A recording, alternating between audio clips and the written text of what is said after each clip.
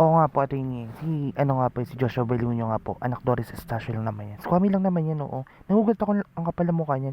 Kabago-bago pa lang sa IDD. Ganyan ang kagad attitude. Isipin mo, attorney, nakatagalan na kami sa IDD, tapos ginaganyan na kami. Isipin mo, kabago-bago pa lang nila ng first year. Lumalaki na ulo niyan mga yan. Nasa Julian, napapalaki lang naman ng suso yan sa Recitos. Isipin mo, nakatagalan na kami dito sa IDD. Diba? Ni isa, walang nangyari sa akin ng first year hanggang kinder ko dito. Pero nung dumating na po talaga sila, doon po nangyari yung naging kaklase ko sila. Kasi mga kupal po yung mga yan, attorney.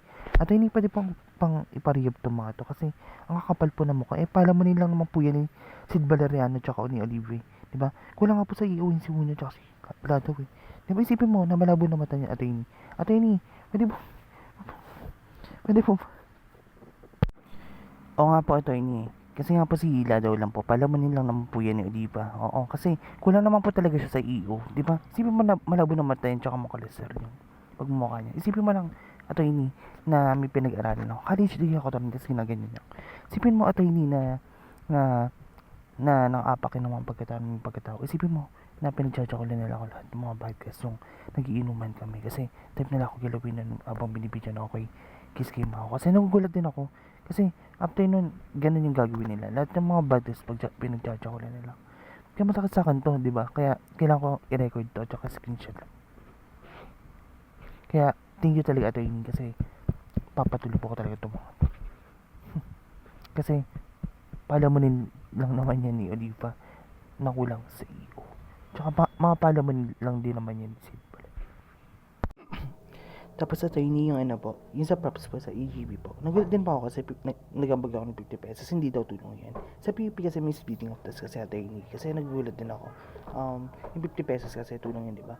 Tapos sa Pansit Canton tulong din yan. But parang sila pa yung nagagalit kapag ano attorney. Kasi nagugulat din ako kasi ambag talaga yung 50 pesos tsaka tulong yan, di ba?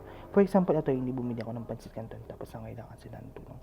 Hindi tulong yung Pansit Canton na ibibigay ko sa kanila. Di ba? Syempre, gastos ko yun. Parang hindi niya naisip na tulong yun eh kasi hindi dahil sa pera ko yun pag ako diba isipin niya sana yun tapos yung 50 pesos na props tulong yun para makabilisan ng props and then yung video po na yun pag-judge ako lang po nila ako after kasi nagugulat din po ako kasi hindi ko rin po choice na pumunta doon kasi lasing lang po siguro ako after days nagulat kasi ako kasi okay naman yung pakikitungo ko sa kanya nagpapapicture pa nga sila sa akin eh tapos after one time binibidyo na tapos gagawin nila ako ng scandal ganun kasi pag-judge ako naman talaga nila ako after kasi lahat sila nakatingin sa akin naka-video nagugulat ako kasi pinapakasan ako mga ako kasi ako na hindi nila nagagalaw doon kasi lahat sila nagkakatikiman na nagugulat din ako kasi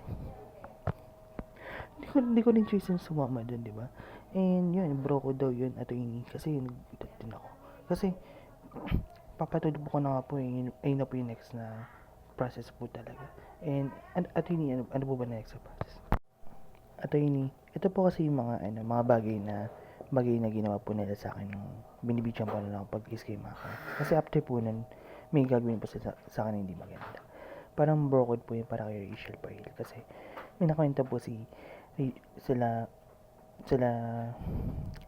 daw na may nangyari daw po kay media sa kusina sila daw po ni Rachel pa rin and masakit po sa akin yun kasi kaibigan ko po yun